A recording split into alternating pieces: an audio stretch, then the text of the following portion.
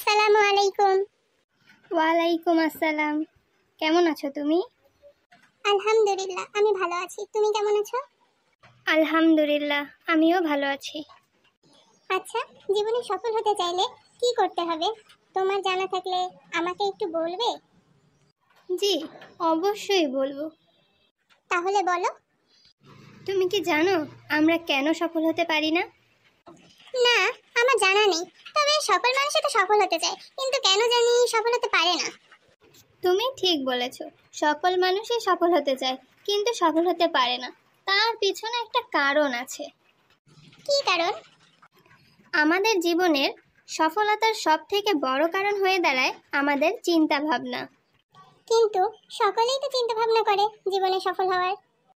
শোনো তবে, আমরা মনে করি কাল থেকে শুরু করব, আজ নয়। তোমার জীবনকে শেষ করে দেওয়ার জন্য ঠিক এতটুকু চিন্তাভাবনাই যথেষ্ট। বুঝতে পেরেছি। তুমি যদি সফল হতে চাও তাহলে কাল থেকে নয়, বরং আজ থেকে, এখন থেকে শুরু করতে হবে। আর একজন সফল ব্যক্তির লক্ষ্যই হচ্ছে কাল থেকে নয়, এখন থেকে শুরু করা। তাই সফল হতে চাইলে লক্ষ্য ঠিক রেখে এখন থেকে শুরু করো। তুমি ঠিক বলেছো, আমাদের উচিত কালকের কথা না ভেবে আজ থেকে শুরু করা। ঠিক বলেছ। তাহলে বুঝতে পারলা তো জীবনে কিভাবে সফল হতে হবে?